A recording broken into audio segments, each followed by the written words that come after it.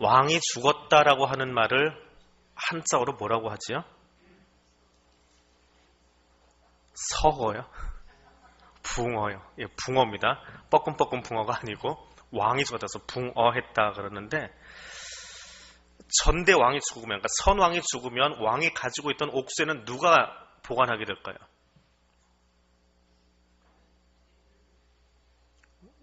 예, 대왕 대비 혹은 대비가 가지고 있답니다. 그리고 그 대비가 그것을 누구에게 주느냐, 그게 왕을 결정하는 거래요. 왕실에서 최고 어른은 사실은 중전이에요. 중전이 바뀌면 왕이 바뀔 수도 있는 그런 일이라고 합니다. 선조가 왕이 된 것도, 고종이 왕이 된 것도 대비가 그 사람을 낙점했기 때문에 되었다고 합니다. 물론 정상적으로 왕체자가 있으면 그대로 그냥 옥쇠가 넘어가긴 하지만, 선왕이 사망하고 나면 일주일가량의 시간이 있다가 6일 후에 즉위식을 갖는다고 합니다. 그러면 대왕 대비가 주는 그 옥쇠를 가지고 용상에 올라가서 내가 나를 이렇게 다스리겠습니다 라고 소금을 밝히면서 대신들에게 나를 좀 도와달라고 부탁을 합니다. 그러면 백성들이, 그 대신들이 둘러섰다가 그 이야기를 듣고 뭐라고 환호하지요? 성은이 망각합니다. 지금 뭔가 부탁하고 있는 건데, 예. 자, 국정을 잘 이끌어 주십시오. 오랫동안 잘 이끌어 주십시오 하면서 외치는 소리가 있어요. 뭐라고 하죠? 예, 사극 많이 보시나 봐요. 예, 천세, 천세, 천천세 합니다. 예, 황제한테는 뭐라고 하는지 아세요? 만세라고 합니다. 예, 우리는 제후국이에요. 스스로를 낮춰버린 나라예요, 사실은. 그러니까 내부적으로는 황제처럼 행동하면서도 역사 기록을 보면, 근데 중국에 대해서 제후국 흉내를 내리라고 왕이 즉위할 때 천세, 천세, 천천세 한답니다. 황제만 만세 할 수 있대요. 예, 만세, 만세, 만만세 한답니다. 자, 그게 6일째 되는 날 일어납니다. 그러면 그 사이 기간 6일 동안은 대신들 중에서 제일 어른이 6일 동안 정무를 집행한답니다. 뭐 큰 것은 왕이 할 수 있도록 밀어놓겠지만 아무튼. 그리고 대략 한 2년 동안 우리가 골룡포를 입지 못하고 흰색 옷을 입었다, 또 옥색 옷을 입었다, 검은색 옷을 입었다, 한 2년쯤 지나면 일반적인 왕의 복장을 갖추게 된답니다. 그 사이 동안에 이제 중국에서 고명장이 와요. 인증서, 너 왕이다 하는 인증서하고 전대 왕의 이름을 이렇게 정해라. 물론 이제 우리가 미리 올려놓는 거지만 그래서 추인을 받습니다. 전대 왕을 태조라고 해라, 태종이라고 해라 하는 그 허락서가 이제 내려옵니다. 근데 참 아이러니한 것은 전왕, 선왕이 죽고 이제 일주일이에요. 장례는 2년 동안 치릅니다. 왕에게 있어서 옷을 못 바꿔 입고 있는 게 장례지요. 근데 6일째 되는 날 아직 장례가 쭉 진행되고 있는 거예요. 26일 동안 곡을 했답니다. 왕이 죽으면. 근데 6일밖에 안 됐는데 새 왕의 옥쇠를 받고 옥좌에 올라갈 때에 사람들이 천세, 천세, 천천세 하고 새 왕을 노래를 합니다. 아이러니한 사건이지요. 장례 기간 중에, 물론 국정이 마비되면 안 되니까 일어나는 일이지만, 자, 그런 이야기가 본문에 나와 있어요. 아이러니한 사건이 하나 등장을 합니다. 자, 10장의 이야기는 우리가 건너뛰었는데 10장의 이야기가 무엇이냐 하면 나귀를 찾으러 갔다가 사무엘을 만나서 기름 부음을 받는 사울의 이야기가 나옵니다. 기름 부음을 받고 나서 사울이 예언을 합니다. 그러니까 뭐 사울도 예언하냐 하는 우스갯소리가 나오기 시작했더라라고 합니다.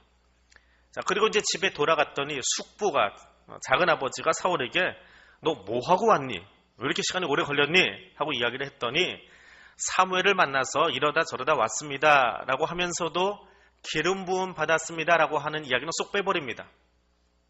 자신이 없었나 봅니다. 그냥 쏙 빼버립니다. 그리고 이제 사무엘은 사울에게 기름을 부어 주었으니까 이 사람이 왕이다 라고 선포를 해야 되겠는데 사라져버렸어요.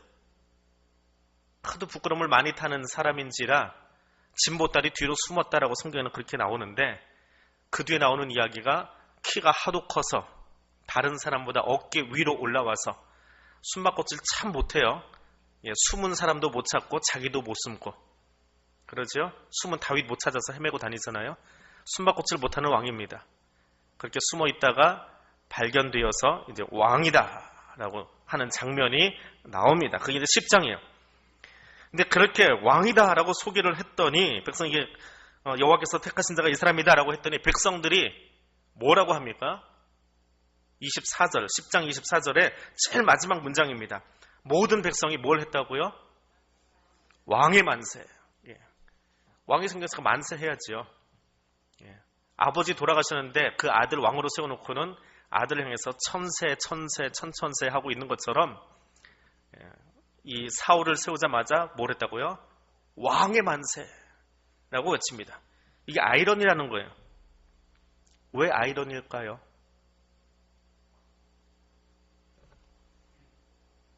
자, 이야기를 계속 들려드릴 테니까 생각해 보십시오. 자, 11장의 이야기는 무엇이냐? 이 24절의 이야기, 왕의 만세. 이 말이 되냐, 이게?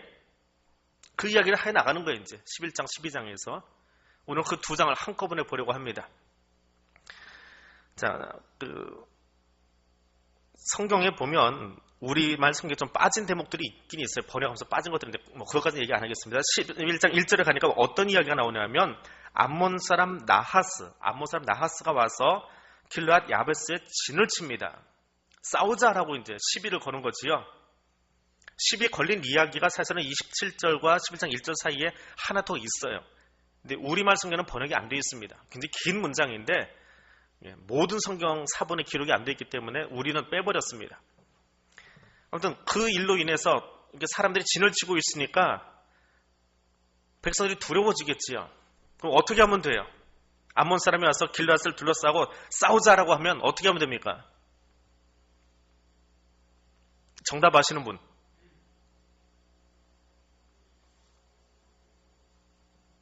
눈 빼는 이야기는 뒤에 나오는 이야기고요. 천천히 가십시다. 성경 볼 때는 천천히 가세요. 싸우자고 진을 쳤습니다. 그럼 뭐 하면 돼요? 싸우면 돼요? 이제 쌈딱들이 많으신가 보다. 이 답이 생각이 안 나는 게 이스라엘 사람들이고 우리들이에요. 정답은 뭐예요? 하나님 우리 도와주세요. 기도하는 자리로 나가야 되잖아요. 그거 안 한다는 거예요. 왕만 찾고 있어요. 하나님 우리 도와주세요. 안 합니다.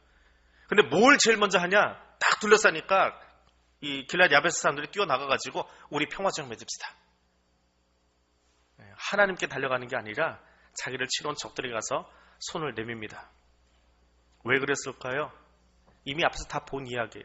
하나님은 힘이 없고 사무엘은 늙었고 사무엘의 아들들은 믿을만 하지 못하고 그래서 믿음직한 왕 달라고 구하고 있는 거예요. 하나님 필요 없다는 거예요. 이게 백성들의 모습이에요. 위급한 상황이 됐을 때 하나님 못 믿어요. 하나님한테 기도하는 게 그게 답이 돼요? 싸우러 나가면 되지.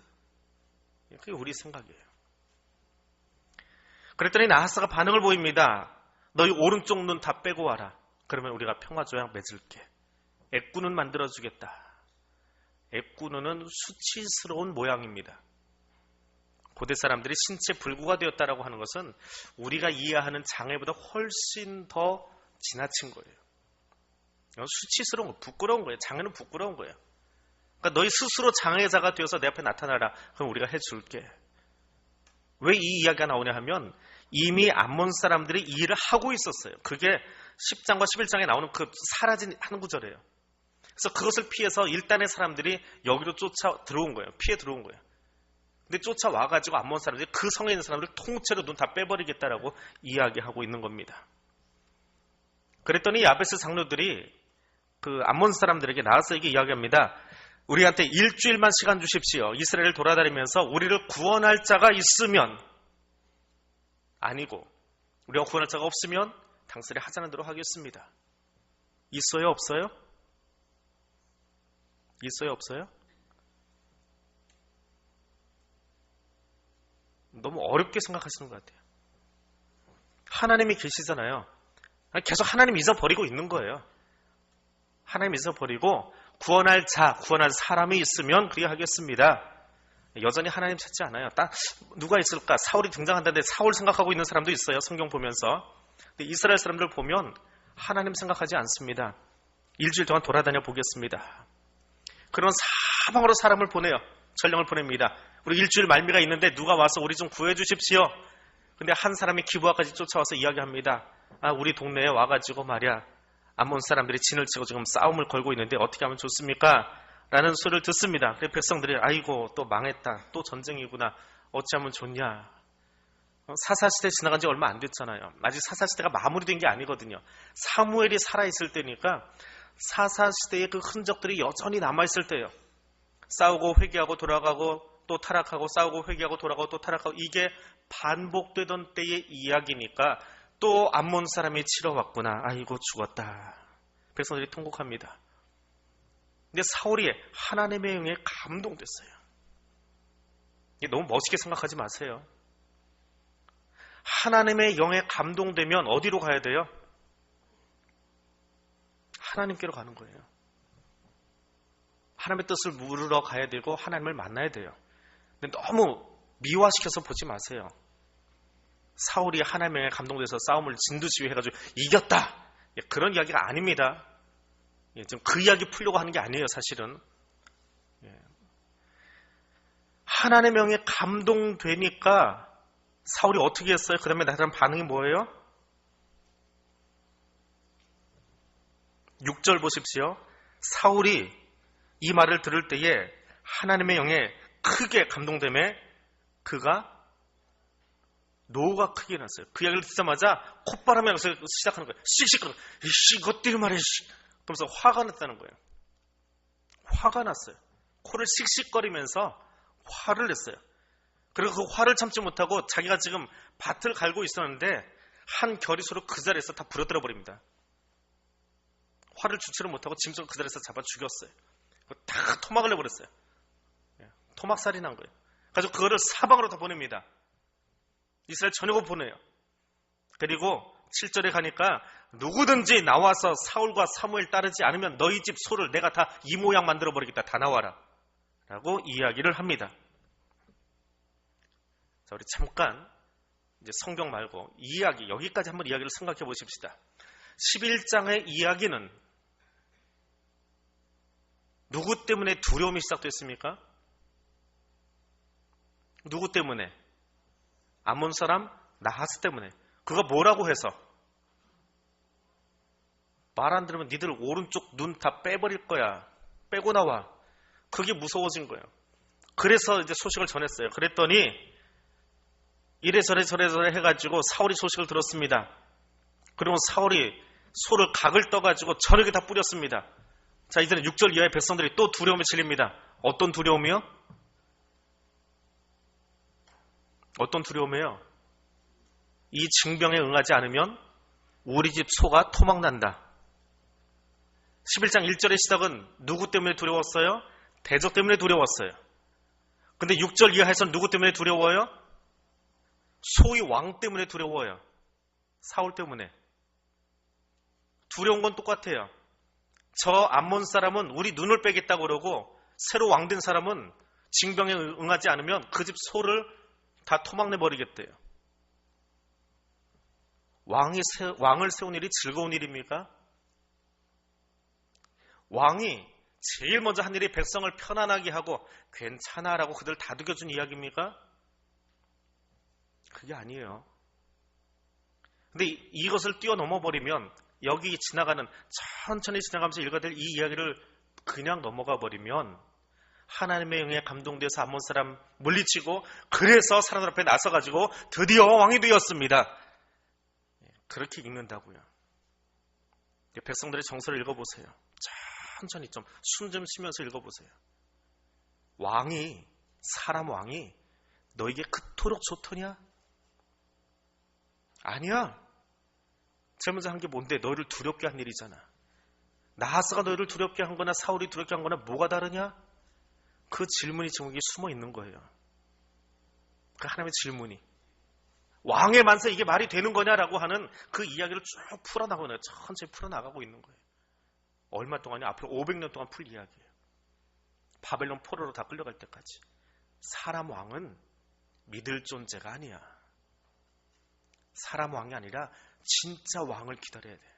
그 진짜 왕은 이미 너희 가운데 있어. 몇 번을 물어봐도 진짜 왕 이야기 못 하잖아요. 누구한테 달려가야 됩니까? 누가 우리를 구원할 자입니까? 아는 것 같은데 대답을 못 해요. 아니면 일부러 대답을 안 하시는 건지. 근데 죄인들이라는 거예요. 다시 본문으로 들어가십시다. 백성들이 벳에게 모였습니다. 벳에게 이 사울의 이야기를 듣고 사람들이 막 군대를 징발해서 스스로 나서서 모이기 시작했습니다. 몇 명이 모였습니까? 33만 명. 이스라엘 사람이 몇 명이요? 30만. 유다 사람이 몇 명이요? 3만 명.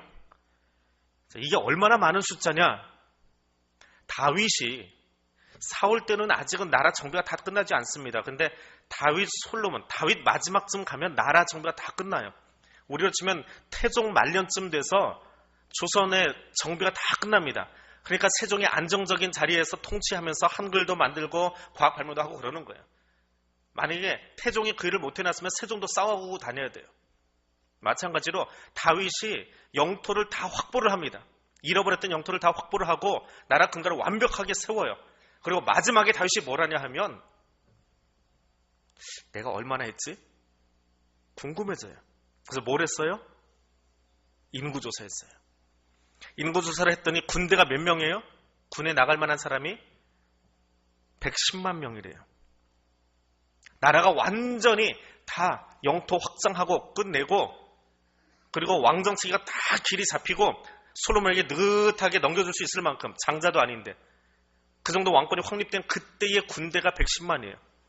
근데 사울 때는 이제 막 사사시대 끝나서 정비는커녕 사울도 자기가 왕이라고 앞에 나서서 뭐 하기도 그렇고 궁전도 아직 없을 때예요. 근데 그때 너희 소 다 죽여버린다. 나와라. 그랬더니 몇 명이 나왔다고요? 얼마나 많이 나온 거예요? 110만에 단순 수치로 비교하지 마시고요. 아직 정비도 제대로 안 된 나라가 얼마나 무서웠으면 그 호령에 다 뛰어나왔느냐라고 하는 거예요. 그런데 그렇게 33만이 다 모인 걸 백성들이 보니까 그 진짜 자기들의 속내를 보지 못해요. 그러니까 자기들의 마음을 보지 못해요. 지금 나온 것은 두려워서 나왔잖아요. 각든다 하니까 뛰어나왔잖아요. 근데 나와서 보니까 33만이 모여 있어요. 그러니까 백성들이 신이 납니다. 신이 나서 자기들끼리 그래요. 내일 해가 더울 때 너희가 구원받으리라. 뭘 보고 그러는 거예요? 뭘 보고 내일 이기겠다고 이야기하는 거예요? 33만 보고. 무엇을 보고요? 33만을 보고. 하나님 보고 그랬습니까? 기도하다 그 확신을 얻었습니까? 하나님이 내가 너희를 이기게 해주겠다고 말씀하셨습니까? 아니요. 사람들은요, 숫자 누르면 아주 잘 빠져버려요. 이만한 성이면, 뭐 다 올라가. 조금만 올라가자 하고 올라갔다 아이스면서 지듯이 숫자만 어느 정도 되면 다 될 줄 알아요. 이게 사람들의 착각이에요. 33만이 모인 걸 보고 백성들이 신이 나서 내일 다 끝난다 라고 이야기합니다. 그런데 중요한 게 있어요. 8절에 보면 그 숫자를 보고 9절에 가면 내일 너희가 다 구원 받을 거야. 전령들에게 이야기하면서 길앗 야베스 가서 다 이야기해 줘 라고 이야기를 합니다. 숫자 믿고 함부로 하고 있지요. 잘못된 거거든요. 그럼 하나님은 어떻게 하셔야 됩니까? 하나님이라면, 여러분이 하나님이라면 어떻게 하실 거예요? 사람들이 모여가지고 33만인데 그걸 보고는 신이 나서 내일 전쟁 승리할 거야. 가서 길앗 야베스한테 얘기해줘. 이기게 해줄 때 걱정 말고 그냥 성 안에 있어. 자기들끼리 신이 나서 펄쩍펄쩍 뛰고 있어요. 근데 하나님이 그 모습을 보고 있어요. 그럼 어떻게 하시면 돼요? 여러분이 하나님이라면 어떻게 하실 거예요?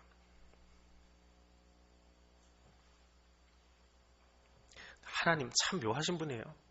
분명히 제가 좀 설명드리잖아요. 이거 잘못된 행태거든요. 잘못된 모습이에요. 여호와 하나님을 의지하지 않고 숫자를 의지하고 있어요. 하나님 바라보지 않고 하나님 앞에 기도는 한 번도 하지 않고 그냥 막무가내로 사람 모아놓고 전쟁 치르고 야 이만큼 모였으면 길앗 야베스 하나쯤은 우리가 다 지켜줄 수 있어. 자기들을 믿고 있어요. 자기들의 힘과 숫자를 믿고 있어요. 그럼 그게 아니다라고 가르쳐 주시려면 전쟁에 지게 하면 되잖아요. 근데 하나님은 희한하게 이 전쟁을 이기게 해주세요. 하나님 마음이 아니라면 이 전쟁을 지도록 내버려 두셔도 되지 않을까요? 근데 지게 하면 이 전쟁에서 패배하게 하면 이스라엘 백성들은 어떻게 할까요? 사울을 앞에다 세워놨더니 안 되는구나. 야, 너 사울은 우리 왕감이 아닌가 보다. 너 나가라. 새로 뽑자. 그러고 있을 거예요. 하나님께로 절대로 안 가요. 왜? 왕을 그토록 강렬하게 원했던 사람들이거든요. 사무엘이 몇 번을 설득해도 말 안 들었던 사람들이거든요.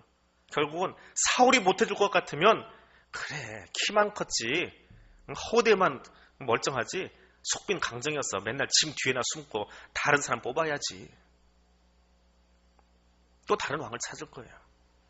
근데 어떤 왕을 세우든지 간에 결국 사람 왕을 가지고는 진짜 답은 안 나와요. 하나님은 지금 성경을 통해서 진짜 왕이 누구냐라고 하는 것을 가르쳐주기 위해서 일하고 계시는 거지, 사울이 멋쟁이야라고 하는 것을 보여주기 위해서 이거 써놓으신 거 아니거든요. 그래서 하나님이 보시기에 100% 정답은 아니지만 전쟁을 이기게 하시는 거예요.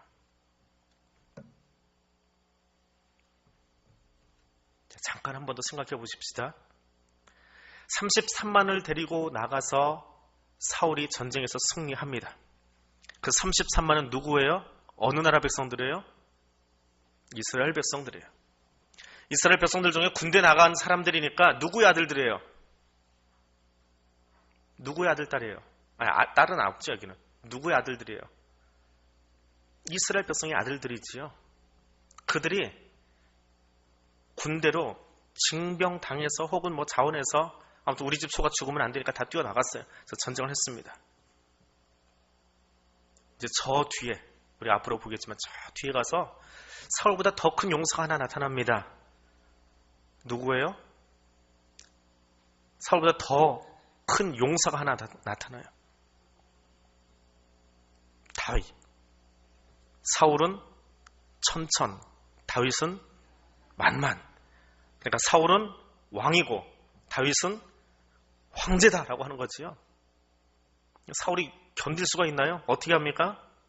누구 데리고 뛰어다녀요? 결국 그 사람들, 이스라엘의 아들들을 데리고 누구를 죽이러 다니는 거예요? 자기보다 뛰어난 용사를 죽이러 다니는 거예요. 이게 사울의 모습이에요. 이게 왕의 모습이에요. 왕을 세워놨더니 백성들의 행복을 위해서 내 아이들을 데리고 다니는 게 아니라 누구의 행복을 위해서? 나의 행복을 위해서. 나의 왕됨을 지키기 위해서 이스라엘의 아들들을 데리고 제일 첫 번째 전투는 암몬과 싸웠지만 가면 갈수록 망가져가는 왕의 모습을 보여주죠. 결국 망가진 거는 어디로 가요? 자기보다 뛰어난 또 다른 왕을 잡으려고 뛰어다녀요. 이게 사무엘을 통해서 알려주셨던 왕의 잘못된 모습이에요. 그걸 지금 보여주고 있는 거예요. 성경 계속 그걸 보여주고 있는 거예요. 사람에게서는 아니다. 사람에게서는 아니다. 그걸 보여주고 있는 거예요. 내가 열심히 최선을 다해서 뽑아놓은 것 같이 마음에 드니? 최선이라고 선택해서 세워놨지 마음에 드니? 아니야. 그럼 바꾸면 될 것 같아요? 아니요. 바꾸지 말자는 이야기도 아닙니다. 바꾸자는 이야기도 아니에요. 다른 데로 자꾸 달려가지 마세요. 하나님 찾지 않으면 안 돼요. 신앙을 믿으면서도 하나님 찾지 않고 다른 데로 가면 싸움 납니다. 정말 하나님이 원하시는 마음을 우리 안에 심을 수가 없어요. 왕이 우리를 행복하게 하는 게 아니에요. 자, 다시 본론으로 들어갑니다. 사울이 왕이 되었습니다. 백성들에게 하나님이 진정한 왕이시다라고 하는 것을 가르쳐 주려고 왕으로 세우셨습니다.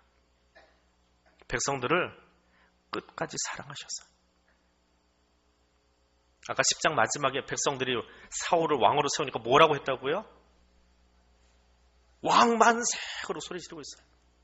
제가 앞에 붕어 이야기하면서 잠깐 이야기했지요. 선대 왕이 죽은 지 일주일밖에 안 됐는데 대신들은 아이러니하게도 핑계는 있어요. 어떤 핑계요? 국정이 안정돼야 되니까 새로운 왕 앞에, 아버지 장례 치르고 있는 왕세자 앞에, 이제 왕 되는 사람 앞에서 뭐 하고 있어요? 천세 하는 것처럼 사울을 세워놓으니까 백성들이 뭘 하고 있어요? 왕만세 하고 있어요. 거기서 뭐라고 소리 질러야 되는데요? 하나님 감사합니다. 하나님 우리의 기도를 들어주셔서 감사합니다. 하나님 만세로 외쳐야 되지 않아요? 하나님 우리가 실수한 것 같지만 사무엘을 통해서 계속 이야기하시는데 그래도 어떻게 좀 잘 해볼게요. 아무튼 하나님 감사합니다. 하나님 영광 돌립니다. 하나님 이렇게 사람을 뽑아주셨군요. 그래도 하나님 뜻이겠죠. 감사합니다. 누구 만세를 불러야 돼요? 하나님 만세 불러야 돼요. 근데 누구 만세 부르고 있어요? 왕 만세 부르고 있어요. 그럼 하나님의 입장에서 그래서 내가 그 소리를 들어야 되는데 백성들이 쭉 서가지고 나한테 해야 될 이야기를 저기서 있는 엉뚱한 애한테 지금 하고 있는 거예요. 그럼 하나님은 어때요?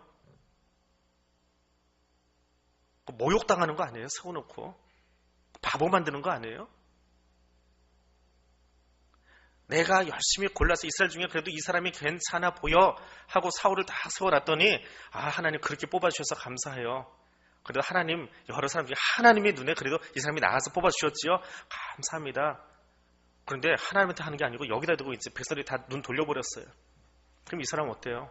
이분은 어때요? 하나님은 모욕을 당하고 있는 거예요. 그럼 하나님 모욕을 당하시면 어떻게 해야 돼요? 이것들 진짜 옛날부터 알아봤지만 아담 때부터 알아봤지만 진짜 싹수가 노랗게는커녕 진짜 아무것도 아니다. 그렇게 하셔야 되지 않아요? 하나님이? 사람은 어떻게 하는지 아세요? 내 손가락만 건드려봐라. 너 팔을 갖다 부러뜨려 버린다. 이게 죄인이에요. 근데 하나님은요, 나를 얼마나 사랑하시는지 자기 손에 못이 박히고 옆구리가 찔리고 있는데 거기다 대고 그래요. 하나님 쟤들이 아무것도 모릅니다. 쟤들 용서해 주세요. 사랑하시는데요, 끝까지 사랑하세요. 자기가 모욕을 당하고 제가 수치를 당하고 제가 찔려도요 끝까지 사랑하시는 게 하나님이에요.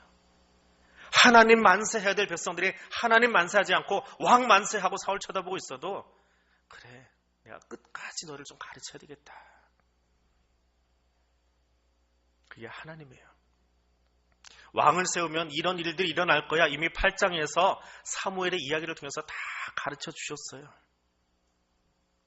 다 가르쳐 주셨어요.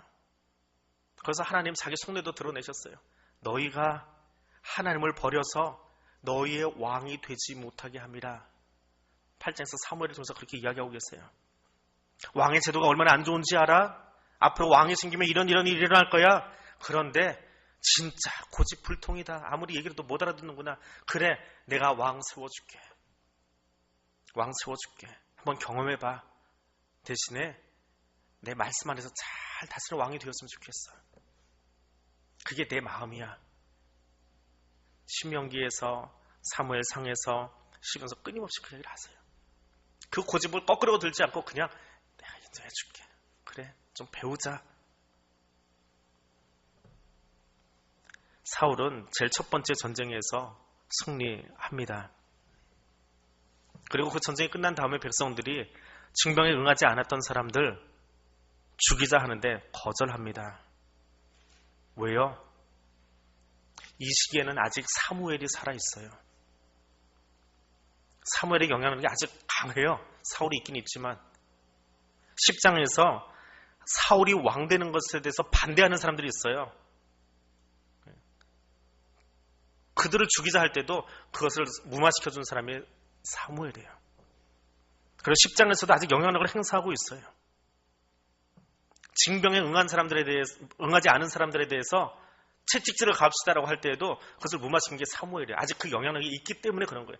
근데 사무엘이 죽고 난 다음에 나라는 달라져요.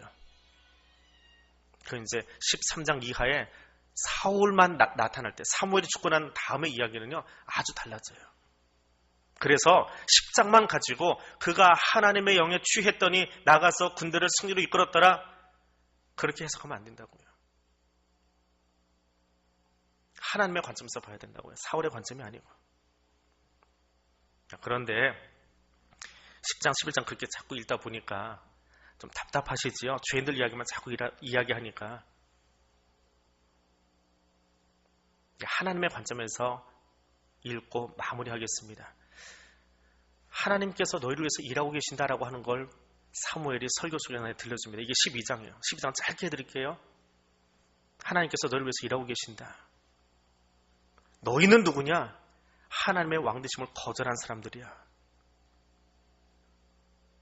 가르쳐줄까? 오래와 비를 쏟아 부어서 밀 추수할 때 그 밭을 엉망을 만들어 버립니다. 백성들이 두려워해요. 반짝이지만 하나님의 일하심을 두려워합니다. 근데 하나님의 진짜 마음은 뭔지 아세요? 12장 20절입니다. 같이 읽겠습니다.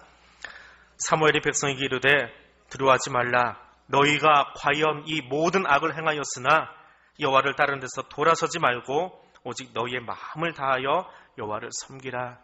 이게 하나님 마음이에요. 악을 행한 것 인정해요. 나빠요 진짜. 그런데 여하튼 하나님 성경에서 돌아서지 말아라. 22절입니다. 같이 읽어보겠습니다. 여호와께서는 너희를 자기 백성으로 삼으신 것을 기뻐하셨으므로 여호와께서는 그의 크신 이름을 위해서라도 자기 백성을 버리지 아니하실 것이다. 그 어떤 것도요 우리를 하나님 사랑에서 끊을 수 있는 것은 없습니다. 하나님은 우리를 여전히 사랑하셔서 예수 그리스도를 이 땅에 보내주시고 십자가에 못 박아 죽기까지 우리를 사랑하고 계신 분이에요. 그 하나님을 만나기 위해서, 그 하나님께 가까이 나가기 위해서 애쓰는 사람 되어야 합니다. 하나님은 은혜의 하나님이에요. 은혜의 하나님이에요. 은혜가 뭐예요? 내가 뭘 노력해서 받은 게 아니고 거저주는 거예요. 거저주는 거예요. 내가 이만큼 했는데, 내가 이만큼 베풀었는데 되돌아오지 않으면 속상하지요. 줬던 거 뺏어오고 싶지요. 이건 은혜가 아니에요. 내가 은혜 베푼 게 아니에요. 보상을 바라고 하는 거는 은혜 베푼 게 아니에요. 사업하는 거예요. 우리 인간관계는 사업이에요. 누구나 다 사업하고 있어요. 그거 인정해야 돼요. 저도 그렇고요. 근데 은혜는요, 다 줘도요, 안 돌아와요. 그래도 괜찮아요. 그게 은혜예요. 사람들 관계를 보세요. 믿을만 해야 믿지요. 아무것도 없는데 믿는 건 아니잖아요. 드라마 속에 우리 일일 드라마 같은 거 보다 보면 아버지들의 상이 여러 가지가 나오는데 그 중에 늘 백수로 사는 아버지가 있어요. 돈도 못 벌어오고 사고 치고 뭐 일만 했다면 나가서 그냥 다 탕진하고 들어오고. 근데 그 사람이 나와가지고 부인한테 그래요. 내가 이번에 한번 열심히 더 해가지고 그래도 내가 왕래 뭐 해봤는데 돈 벌어서 당신 밍크도 사주고 뭐도 해주고 잘해줄게.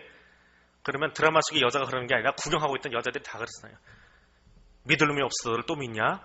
그래서 드라마를 보고 있잖아요. 왜? 믿을 만한 구석을 보여준 적이 없거든요. 드라마 속에서 그 남자가. 그게 사람이거든요. 호기만 부리고 있지. 뭘 해준 게 있어야지요. 그럼 하나님이 은혜의 하나님이라는 걸 어떻게 믿어요? 이유 없이 조건 없이 주시거든요. 죄를 뉘우치고 회개하고 생활 방식을 다 고치면 하나님의 은혜 베푸시나요? 아니거든요.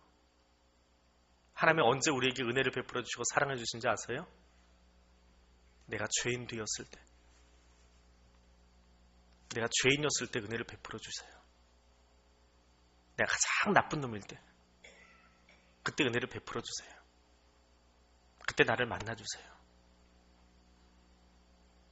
그 여전히 하나님 만났는데도 옛날 습관을 못 버리고 그렇게 살아가고 있는데 그래도 참아주세요. 예수님 모른다고 제자들이 도망가 버립니다. 다 자기 마을로 도망가 버려요. 근데 부활하신 주님이 거기 찾아가세요. 가셔서 뭐하라고 하십니까? 부활하신 주님이 제자들 만나서 제일 먼저 뭐라고 하셨어요? 평안이 있을지어다. 그게 우리 하나님이에요. 그럼에도 불구하고 자신의 마음을 아프게 하고 힘들게 하고 배신하고 못 받고 도망가버린 제자들인데도 불구하고 찾아가셔서 아무 말씀도 안 하시고요. 그냥 평안이 있을지어다. 죽음을 넘어선 평안, 두려움을 넘어선 평안을 주세요. 제자들이 전하는 예수가 어떤 예수예요? 예수 잘 믿으면 내 사업 잘 되고, 예수 잘 믿으면 너희 집이 잘 되고, 예수 잘 믿으면 너희 아들들의 해외 유학 가고, 그런 예수 전하십니까? 아니요. 아무 조건 없이 나를 사랑해 주신 하나님. 내가 죄인 되었을 때에 가장 못난이 짓하고 있을 때에 나를 찾아오셔서 만나주시고 나를 새롭게 해주신 그 하나님을 전하는 거예요. 사랑의 주님을 전하는 거예요. 뭐 때문에 그렇게 하실까요? 뭐 때문에요? 우리 22절 말씀, 12장 22절 말씀 한 번 더 읽겠습니다. 여호와께서는 너희를 자기 백성으로 삼으신 것을 기뻐하셨으므로 여호와께서는 그의 크신 이름을 위해서라도 자기 백성을 버리지 아니하실 것이라. 누구 때문에 사랑한다고요? 누구 때문에? 하나님 자신 때문에. 무엇 때문에 사랑하세요? 하나님의 이름 때문에. 왜 은혜를 베푸세요? 나 때문이 아니에요. 내가 잘해서가 아닙니다. 헌금 많이 해서가 아니에요. 봉사 잘해서가 아니에요. 똑똑해서가 아니에요. 인맥이 넓어서가 아니에요. 무엇 때문에요? 하나님 자신 때문이에요. 하나님의 이름 때문에 우리를 사랑하시는 거예요. 그냥 사랑하는 게 좋은 거예요. 그게 하나님이에요. 사랑하는 게 크서 좋으신 분이에요. 조건 없이요. 이유 없이요. 근데 우리는 무슨 조건 가지고 자꾸 사랑하려고 해요. 하나님께 헌신해서 조건 자꾸 내밀고요. 이만큼 헌신했으면 하나님 요거 주셔야지요. 늘 저울질하기 좋아하고요. 12장의 이야기는 뭐냐 하면 10장과 11장에 나왔던 왕을 뽑고 나서 잘못 살아가고 있는 사람들, 하나님을 버려버리고 사람 왕을 선택한 너희의 잘못이 무엇인지 책망하는 게 아니라 그럼에도 불구하고 너희가 그렇게 하나님을 버리고 하나님을 떠나갔음에도 불구하고 하나님은 여전히 그의 이름을 위해서 당신 자신을 위해서 우리를 사랑하셔. 그럼 이 12장의 이야기를 들은 백성들은 어떻게 해야 됩니까? 맞아요. 우리가 잘못 선택했어요. 왕 달라고 했던 우리의 생각이 잘못됐어요. 하나님께로 돌아가야지요. 그게 정답이거든요. 그렇게 안 합니다. 여전히 왕의 이야기는 계속 적어져요. 그래서 그 이야기 속에서 하나님이 끊임없이 우리를 향해서 얼마나 참아주시고 얼마나 사랑해주시고 진정한 왕 예수 그리스도를 우리에게 보내시기 위해서 얼마나 큰 역사를 이루고 계신지를 계속되는 이야기 속에서 우리가 들을 수 있기를 원합니다. 오늘 본문 말씀 기억하면서 하나님 우리에게 주신 사랑 기억하면서 우리 같이 기도하는 시간 갖겠습니다. 하나님의 사랑 안에 거하기를 원합니다. 여러분 신앙생활로서 어디에 있기를 원하십니까? 어느 자리에 서 있기를 원하십니까? 하나님의 사랑을 잊어버리면 부활하신 주님이 우리에게 생명 주기 원하시는 그 사랑 잊어버리면 아무것도 아닙니다. 예수 빌미로 교회 빌미로 내 이름 드러내려고 하지 마세요. 하나님의 이름 때문에 우리를 사랑하시는데 그 사랑 안에 거하기를 원합니다. 우리가 나가서 전할 것 무엇입니까? 부활하신 예수 그리스도를 만나고 증거하기를 원합니다. 제자들이 부활하신 주님 만나고 그 감격이 얼마나 컸기에 그 박해가 심한 로마에서 나가서 전할 수 있었습니까? 그 부활하신 주님이 찾아오셔서 평안에 있을지어다. 그 말의 위력을 알았기에 그 예수 전하려고 생명 걸고 뛰어나갔습니다. 나도 마찬가지예요. 부활하신 예수님 만나지 않으면 우리 신앙의 담대함은 없습니다. 부활하신 예수님 만날 수 있기를 원합니다. 그리고 그 은혜를 경험하고 나누며 간증하는 삶을 살아가기를 원합니다. 이 기도 제목 가지고 하나님께 통성으로 기도하겠습니다. 거룩하신 하나님 감사합니다. 이스라엘 백성들을 통하여 오늘 우리의 모습을 다시 한번